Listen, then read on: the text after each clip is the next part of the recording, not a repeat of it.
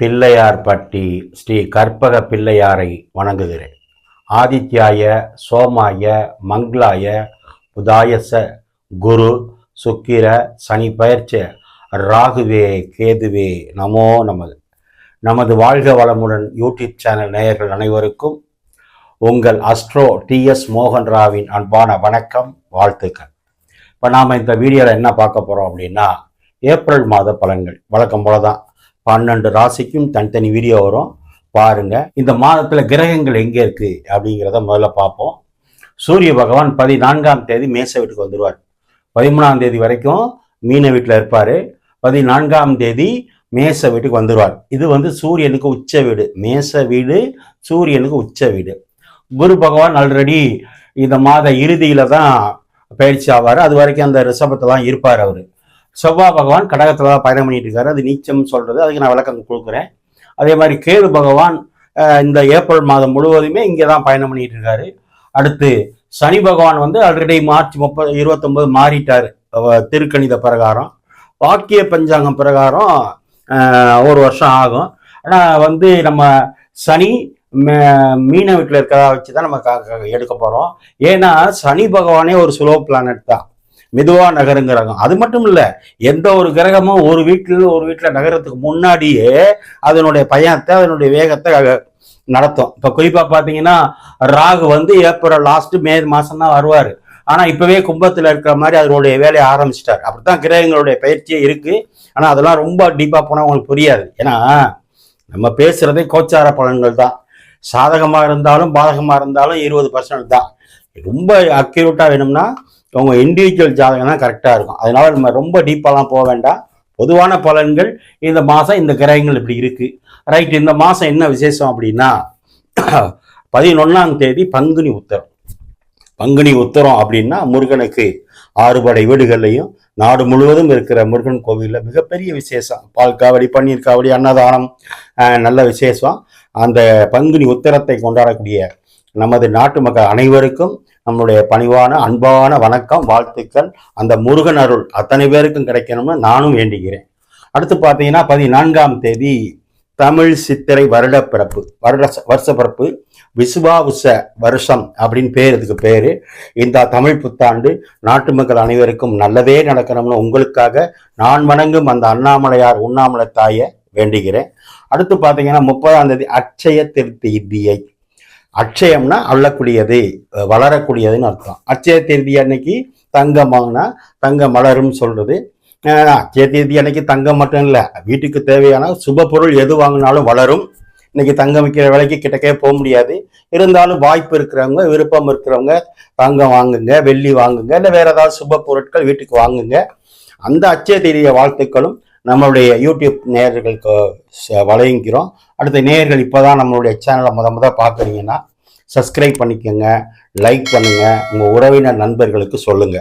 எனக்கிட்ட யாராவது ஜாதகம் பார்க்கணும்னா கீழே இருக்க நம்பருக்கு ஃபோன் பண்ணுங்க, நான் வாட்ஸ்அப் நம்பர் தரேன், ஜாதகம் பார்க்கலாம்.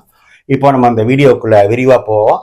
மீண்டும் நான் வணங்கும் அண்ணாமலையார் உண்ணாமலை தாய், நான் நித்தம் வணங்கி வேண்டி நிற்கும் குமரமலையான், என் தாய் தந்தையரை வணங்கி இந்த மாதங்கள், இந்த பலன்கள் அத்தனையும் உங்களுக்கு நன்மையே நடக்கணும்னு வேண்டிக்கிறேன். ஓம் நமச்சிவாய. இப்போ நாம மேச ராசியை பார்ப்போம்.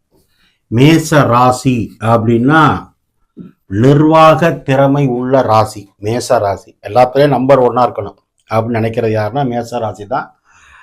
நல்லா அழகா இருப்பாங்க, ஆக்டிவா இருப்பாங்க, சுறுசுறுப்பா இருப்பாங்க.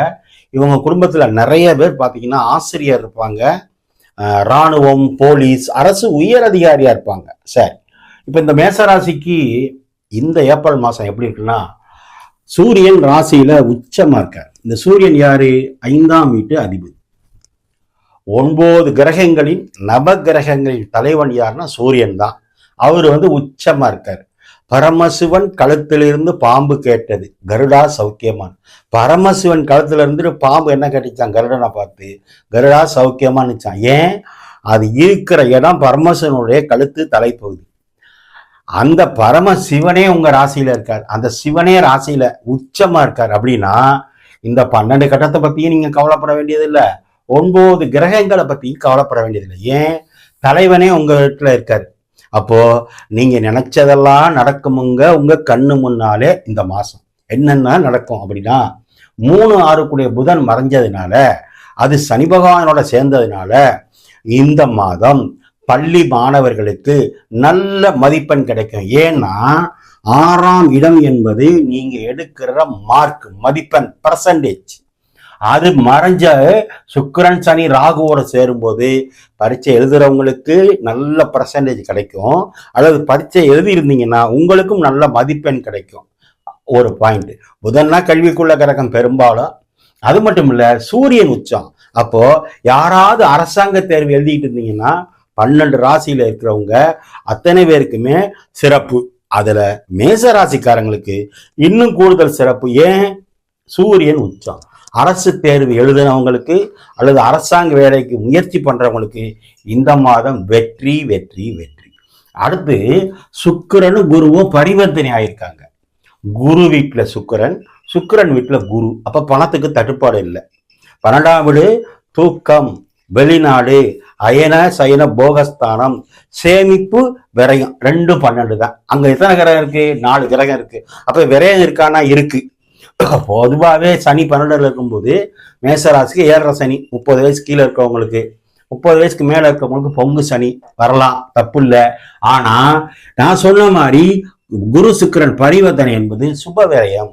அப்ப வீட்டுல யாருக்காவது காது குத்து, கல்யாணம், வீடு வாங்குறது, இடம் வாங்குறது, கட்டடம் வாங்குறது, வண்டி வாகனங்கள் வாங்குறது, எது வேணாலும் செஞ்சுக்கலாம். அடுத்து 4ஆம் இடத்துல செவ்வாய் நீச்சமா இருக்காரு. பொதுவா செவ்வாய் நீச்சம் ஆகக்கூடாது. ஏன்னா ராசிநாதன். உடல் நிலையில கொஞ்சம் கவனமா இருக்கணும். ஏற்கனவே நீங்க ஹீட் பாடி, டென்ஷன் பார்ட்டி, கோபம், வேகம் எல்லாம் இருக்கு. சூரியன் அங்க இருக்காரு, நெருப்பு கிரகம். மேச வீட்டுல இருந்தா சித்திரை மாசம், அக்னி நட்சத்திர டயம். அப்போ உடம்பு எப்படி இருக்கும்? ஹீட்டா இருக்கும். செவ்வாய் நீச்சம், நீர் வீட்டுல இருக்கு. அப்ப ஒரு நேரம் இருக்கிற மாதிரி ஒரு நேரம் உங்க உடம்பே இருக்காது. சூரியன் நெருப்பு கிரகம், செவ்வாய் இருக்கிற வீடு நீர் வீடு, கடக வீடு. அப்ப கிளைமேட் சேஞ்ச் ஆகும்போது உடல்நிலையில கவனமா இருக்கணும். குறிப்பா வயதானவங்க கவனமா இருக்கணும். குழந்தைகளுடைய உடல்நிலையில கவனம். ஆனா நீச்சமானாலும் அந்த செவ்வாய் எங்க பாக்குறாரு? உங்களுக்கு 7ஆம் இடத்தை பாக்குறாரு. ராசிநாதனும் 7ஆம் இடத்தை பார்த்து 5 கூடையவனும் 7ஆம் இடத்தை பார்த்தா திருமண யோகம் உண்டு, குழந்தை பாக்கியமும் உண்டு. ஏன்னா குருதான் குழந்தைக்குள்ள புத்திரக்காரன். ஆனா சூரியன் காலபுருஷனுக்கு 5ஆம் வீட்டு அதிபதி. குழந்தைய உருவாகிறதுக்கு அந்த இடத்துக்கு அதிபதி சூரியன் ராசியில உச்சமாகும் போது மேச ராசிக்காரங்களுக்கு குழந்தை பாக்கியமும் உண்டு, திருமண யோகமும் உண்டு. ஏன் அப்படின்னா 7ஆம் இடத்தை ராசிநாதன் பார்க்கிறார், சூரியன் உச்சம்.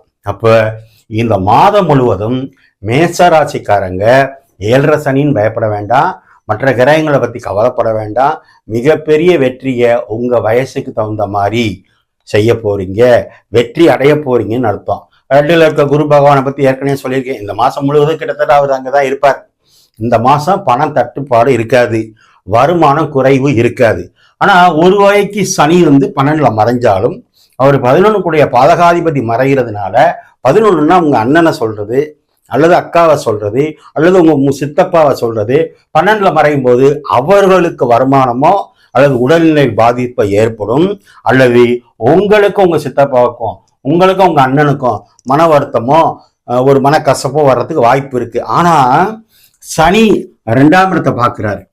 7.5 சனியா இருந்து 2ஆம் இடத்தை பார்க்கும்போது பேச்சில் நிதானம், பேச்சில் கவனம்.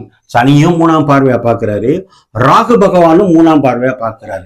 ராகுன்னா விஷந்தானே, இப்ப பளிச்சுன்னு தேள் கொட்டுற மாதிரி, பாம்பு கொத்துற மாதிரி யார்ட்டையும் பேசிடக்கூடாது, வெடுக்குன்னு பேசிடக்கூடாது, டென்ஷன் ஆகிடக்கூடாது. 2ஆம் இடத்துல ஆல்ரெடி யார் இருக்கா? குரு. அப்ப அந்த குருவை சனியும் பார்க்குது, ராகும் பார்க்குது. குரு யார்? உங்களுக்கு 9 கூடையவர். அப்ப அப்பாவின் உடல்நிலையிலும் கவனம். உங்களுக்கு கண்ணுக்கோ பல்லுக்கோ மருத்துவ செலவு வர்றதுக்கு வாய்ப்பு இருக்கு. அது சனி ராகு பார்க்கறதுனால இடது கண் அங்க இருக்கு. வலது கண்ணுன்னா 2ஆம் இடம், இடது கண்ணுன்னா 12ஆம் இடம். அப்ப இடது கண்ணுக்கு ஒரு மருத்துவ செலவோ, ஒரு கையில கம்பி குத்திக்கிட்டேன், குச்சி குத்திக்கிடுச்சு, அல்லது கண்ணாடி சூரியன் ராசியில இருந்து சனி ராகு 2ஆம் இடத்தை பார்த்தா மூக்கு கண்ணாடி மாத்துற மாதிரி வரும், அல்லது கண்ணுக்கு வைத்தியம் வரும். சார் 3ஆம் இடம்ங்கிறது புதன், அது நீச்சமா இருக்கு. 2 3 பாதிக்குதா? அப்ப காது, கழுத்து, மூக்குத்தம், இஎன்டி ப்ராப்ளம் வர்றதுக்கு வாய்ப்பு இருக்கு. எது எப்படி இருந்தாலும் சார் சுக்கிரன் உச்சம், சுக்கிரன் உச்சம்னாலே, சூரியன் உச்சம்னாலே, வாக்குல குருனாலே நீங்க ஜெயிக்க போறீங்கன்னு அர்த்தம். அப்ப நீங்க நினைச்சதெல்லாம் உங்க வயசுக்கு தகுந்த மாதிரி கிடைக்கும். இந்த மாதம் உங்களுக்கு சந்திராஷ்டனம் 16ஆம் தேதி 17ஆம் தேதி சந்திராஷ்டனம் இருக்கு. அப்ப மேசராசிக்காரங்க டூ வீலர்ல போகும்போது, கார் ஓட்டும் போது, பேங்க்ல வரவு செலவு பண்றவங்க, சிஸ்டம் ஒர்க் பார்க்குறவங்க, ஃபைனான்ஸ் நடத்துறவங்க, இதுலெல்லாம் கவனமா இருந்தா இந்த மாதம் ஒரு வெற்றி மாதம், சிறப்பான மாதம். உங்க நண்பர் சூரியன் ராசியில உச்சமாயிருக்காரு. 7ஆம் இடம், 10ஆம் இடம், 9ஆம் இடம்லாம் புனிதமாகுது. ஆக இந்த மாதம் 7.5 சனி என்பதை மறந்துட்டு உற்சாகமாக செயல்படுங்க. நீங்க வழிபட வேண்டியது சிவன் வழிபாடு, முருகன் வழிபாடு, தட்சிணாமூர்த்தி வழிபாடை பண்ணுங்க. 7.5 சனின்னு சொல்லி வருத்தப்படுறவங்க முதியோர் இல்லங்களுக்கு, ஹேண்டிகாப்டுகளுக்கு, திருநங்கைகளுக்கு உணவு வாங்கி கொடுங்க. குழந்தைகள் காப்பகங்களுக்கு உங்களால் முடிஞ்ச உதவிகள் பண்ணுங்க. இந்த மாதத்தை கொண்டாடுங்க. உங்கள் அனைவருக்கும் தமிழ் புத்தாண்டு வாழ்த்துக்கள். ஓம் நமச்சிவாய.